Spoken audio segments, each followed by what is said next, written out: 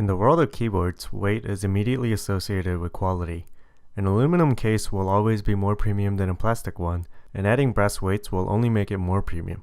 Of course, this isn't necessarily true. While I also find myself falling into the same belief, the fact is that quality can exist across many different kinds of materials. If you're looking for that kind of subtlety in design, this isn't it. This is the MF87 by iKBC. iKBC is actually the same company as Vortex, which brought you popular keyboards like the Poker and the Race. The different names used to be for different countries, but iKBC recently came to the US as well. The M in the name stands for metal, and as such, this is essentially a F87 except with a full aluminum case. I will go into how significant that is later. It comes in a pretty nice box with a somewhat subdued gamer aesthetic. Inside, you find the keyboard securely packaged in soft foam, as well as a cover and a sleeve. In the accessories box, you also get a couple blue and red replacement keycaps and a keycap puller. These are just for the arrows and the WASD keys, so a slightly different concept from the extra keycaps included with the Vibe. The board has a pretty understated look. Mine has a silver case with white keycaps, and the case has a really simple and straightforward design. It's got a pretty thick bezel with rounded corners and just a standard bit of incline.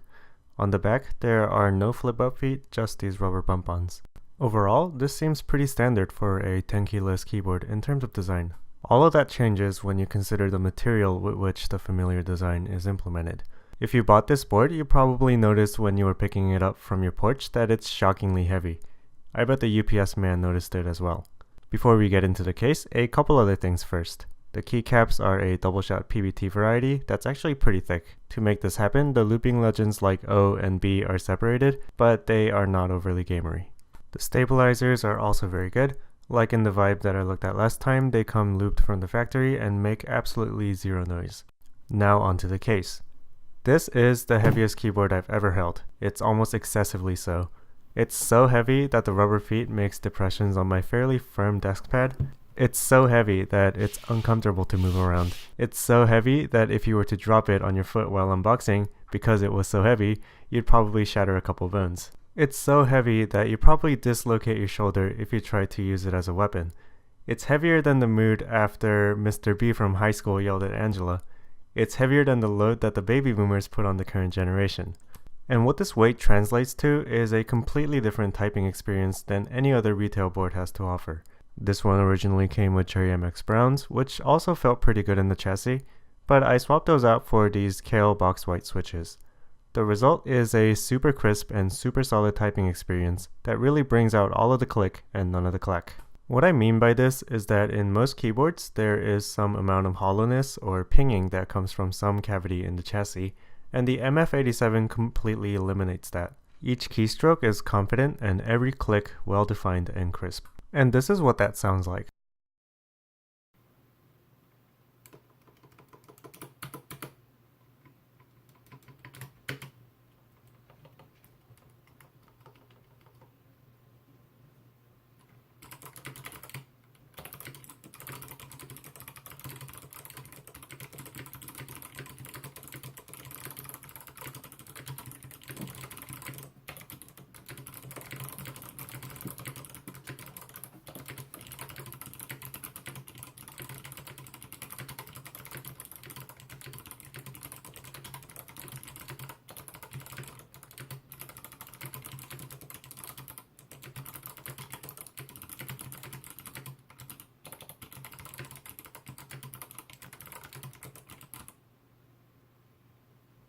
The combination of insane case, good stabilizers, good enough keycaps, and cool switches really make for a supreme typing experience. But none of that would matter if it was really expensive. The good news is that it's available for $170 on Amazon for the US right now. Though they are missing some color and switch options, I'd say it's really worth it. At this price, it's competing with something like a K-Type and the Mass Drop Control. The only things they have that the MF87 doesn't is programmability and switch hot swap capability. Other than that, this board matches them in many features like RGB and just craps all over them in the build quality and experience department. For the most part, you aren't going to find something like this outside of very expensive customs. I've been in the hobby for a little bit and have acquired some boards that I might categorize as approaching custom, but when compared to the MF87, even those are lacking in some dimensions. This keyboard is for you if you are working on a relatively strict budget, no $800 Korean customs, but still want a superbly built TKL. You'll have to give up some things like programmability or otherwise sophisticated software, but I think it's well worth it. Not only is it good for the price, it's just good.